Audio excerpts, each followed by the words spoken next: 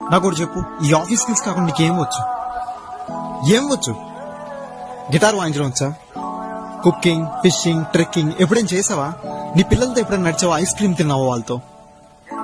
ఎప్పుడు చేస్తావు? ఇవన్నీ నెసరీ కాదా? ఇప్పుడు నువ్వు చెప్తావు ఇవన్నీ నేను వీకెండ్ లో చేస్తాను అని.